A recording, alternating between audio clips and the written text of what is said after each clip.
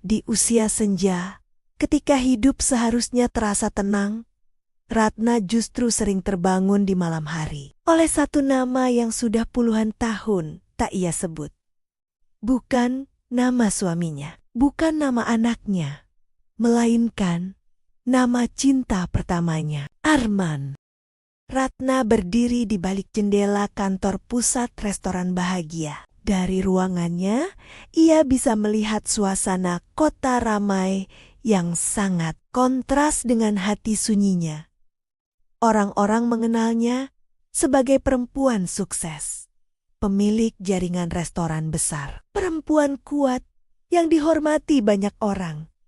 Namun sore itu, Ratna merasa sangat sepi. Di laci mejanya tersimpan sebuah kotak kecil. Saat dibuka, napas Ratna tercekat. Di dalamnya, sebuah sapu tangan putih sudah menguning dimakan waktu. Di sudutnya, ada bordir sederhana, R dan A, Ratna dan Arman, dan satu foto studio lama. Di foto, terlihat dua anak muda tersenyum kaku tapi bahagia. Kenangan lama lalu muncul dalam benak Ratna. Nostalgia, kisah cinta yang indah namun menyisakan lara. Awal tahun 1990, Ratna bukan gadis manja. Meski anak pemilik restoran besar, ia sering turun ke dapur, membantu karyawan, membantu di kasir, dan menyapa satu persatu pegawai. Di sanalah ia sering melihat Arman. Arman adalah anak salah seorang anak pelayan dapur restoran. Orang tua Ratna sangat baik, mengizinkan Arman ikut bekerja paruh waktu saat akhir pekan. Tak seperti anak muda lain, Arman berbeda. Ia tidak banyak bicara, tapi selalu sigap membantu. Saat Ratna bingung mencatat pesanan, Arman dengan sabar menunggu dan membetulkan tanpa menggurui. Ratna mulai merasa nyaman.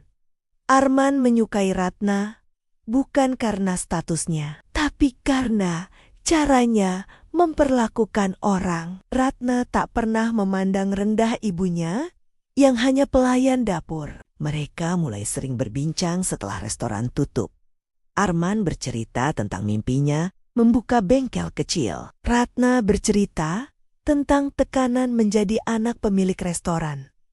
Mereka saling menguatkan. Cinta pun tumbuh tanpa permisi. Ratna mengingat masa-masa manis itu saat mereka menonton film India di bioskop tua. Saat lampu menyala, Ratna masih terisak. Arman tersenyum canggung. Itu hanya film, Rat, tapi kamu nangisnya beneran? Mereka mengisi TTS di taman kota. Ini 7 huruf tentang bahagia, kata Ratna. Arman berpikir sejenak. Ratna, jawabnya polos. Ratna tertawa kecil. Wajahnya memerah. Di pasar malam, Arman membelikan sapu tangan sederhana. Membordirnya dengan inisial R dan A, biar kamu ingat aku, kata Arman pelan. Ratna menggenggamnya erat. Di kebun bougainville, Arman berkata lirih, kalau nanti aku udah sanggup, aku bakal datang serius. Ratna mengangguk. Aku pasti menunggu. Namun kebahagiaan mereka terlalu singkat. Ibu Arman tahu diri. Ia sadar Ratna anak juragan tak mungkin bersanding dengan anak pelayan. Ibunya memohon sambil menangis. Kita ini orang kecil, Man. Jangan bikin ibu malu. Dengan air mata, ia memohon Arman menjauh. Bahkan memaksanya menikah dengan Tuti, anak tetangga di desa yang sederhana dan penurut. Arman menolak, namun melihat ibunya jatuh sakit, ia menyerah. Arman dan ibunya kembali ke kampung halaman. Sembari merawat ibunya yang sakit, Arman akhirnya menyetujui perjodohan dengan Tuti. Arman tak punya nyali untuk memberitahu Ratna, walau hanya lewat surat. Ratna menunggu. Dia bertanya kepada ibunya. Info yang dia dapat Arman dan ibunya berhenti bekerja karena ibu Arman sakit dan dirawat di kampung halaman. Kedua orang tua Ratna tak tahu alamat detail kampung Arman. Ratna hanya bisa menunggu kabar. Hari berganti.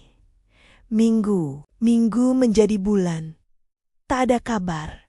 Ratna hancur. Ia meninggalkan kota, melanjutkan kuliah, keluar kota. Ia ingin melupakan, namun hatinya tetap tertinggal.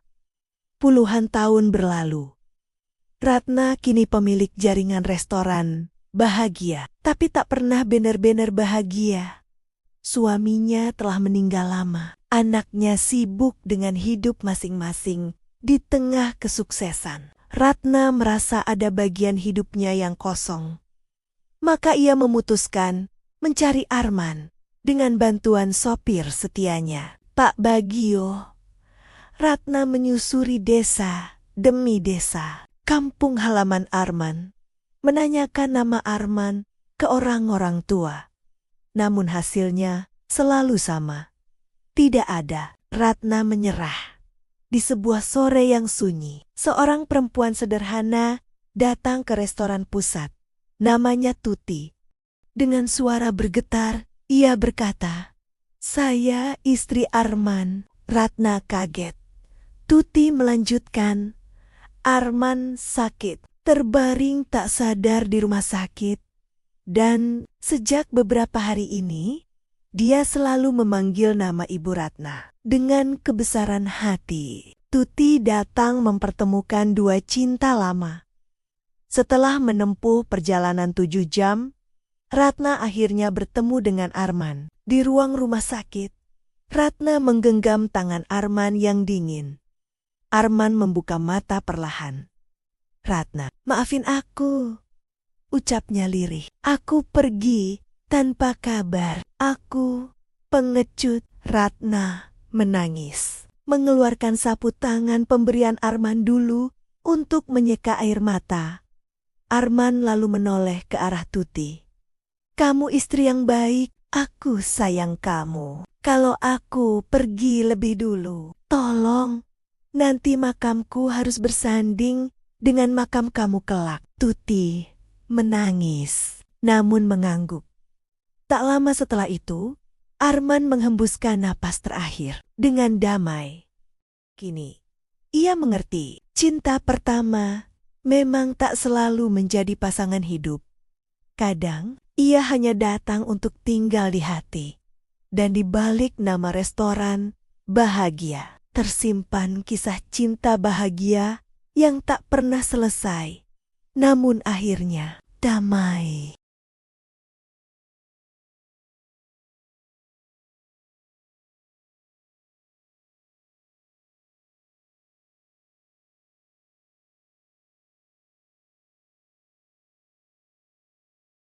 Arman